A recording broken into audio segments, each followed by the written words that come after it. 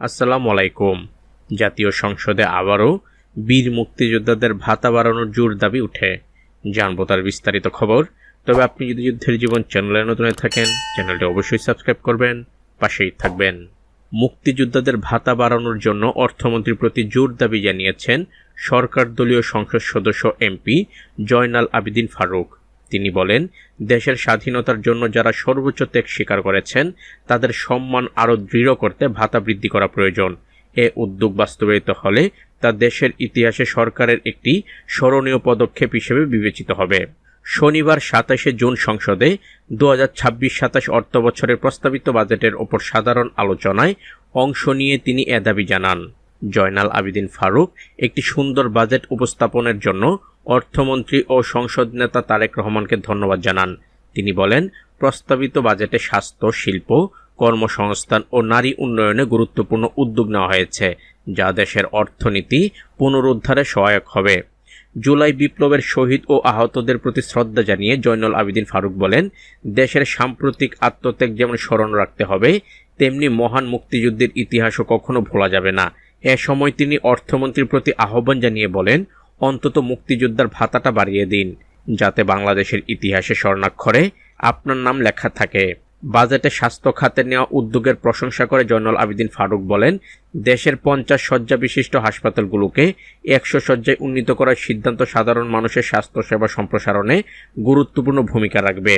একই সঙ্গে বিদ্যুৎ ও গ্যাস সংকটে দীর্ঘদিন বন্ধ থাকা শিল্প কারখানাগুলো পুনরায় চালু করতে ২০,০০০ কোটি টাকা বরাদ্দ রাখায় অর্থমন্ত্রীকে ধন্যবাদ জানান। তার মতে, এ উদ্যোগ শিল্প উৎপাদন বৃদ্ধি এবং নতুন কর্মসংস্থান সৃষ্টিতে সহায়ক হবে।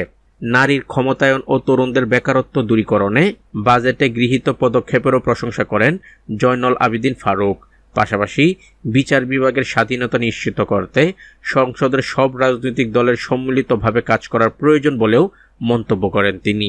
বাজেট নিয়ে বিরোধীদের প্রতিক্রিয়ার প্রসঙ্গে টেনে জয়নাল আবেদিন ফারুক বলেন, অতীতে বহু বাজেটের সময় মানি না স্লোগান শোনা গেলেও এবার সেই পরিস্থিতি তৈরি হয়নি। তিনি বলেন, বিরোধীরা অবশ্যই সরকারের সমালোচনা করবেন, তবে তা হতে হবে গঠনমূলক। সমালোচনা আপনারা করুন, জবাব আমরা দেব, কিন্তু সমালোচনা গঠনমূলক হতে হবে, বলেন জয়নাল আবেদিন ফারুক। তিনি বলেন, স্বাধীনতার ইতিহাস, বুদ্ধিজীবী হত্যাকাণ্ড এবং মুক্তিযুদ্ধের বাস্তবতা নতুন প্রজন্মের সামনে তুলে ধরা প্রয়োজন। বক্তব্যের শেষ দিকে জয়নাল আবেদিন ফারুক বহুদলীয় গণতন্ত্র প্রতিষ্ঠায় শহীদ প্রেসিডেন্ট জিয়াউর রহমানের অবদানের কথা স্মরণ করেন। অতীতের রাজনৈতিক বিভাজন ও সংঘাত থেকে শিক্ষা নিয়ে জাতীয় ঐক্য গড়ে তোলার আহ্বান জানিয়ে তিনি বলেন, সবাইকে মিলেমিশে দেশ গড়তে হবে, বাংলাদেশ সবার আগে। এই প্রত্যয় নিয়েই এগিয়ে যাওয়ার আহ্বান জানান সরকার দলীয় এ সংসদ সদস্য। দেশের স্বাধীনতার জন্য যারা সর্বোচ্চ ত্যাগ স্বীকার করেছেন, সেই বীর মুক্তিযোদ্ধাদের প্রতি সম্মান জানানো এবং তাদের সম্মানকে আরও দৃঢ় করতে ভাতা বৃদ্ধি প্রয়োজন। বর্তমান পরিস্থিতিতে এবং দেশের অন্যান্য প্রেক্ষাপটে বীর মুক্তিযোদ্ধাদের ভাতা বৃদ্ধির একান্তই প্রয়োজন হয়ে দাঁড়িয়েছে।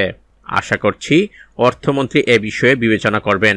বর্তমান সরকার প্রধান তারেক রহমানও বীর মুক্তিযোদ্ধাদের সম্মানী ভাতা বৃদ্ধির বিষয়ে সঠিক সিদ্ধান্ত নেবেন, যা হবে সরকারের জন্য একটি স্মরণীয় পদক্ষেপ। তো আজ এ পর্যন্তই, দেখা হবে অন্য এক নতুন ভিডিওতে। ততক্ষণ পর্যন্ত সবাই ভালো থাকবেন, সুস্থ থাকবেন। আল্লাহ হাফেজ।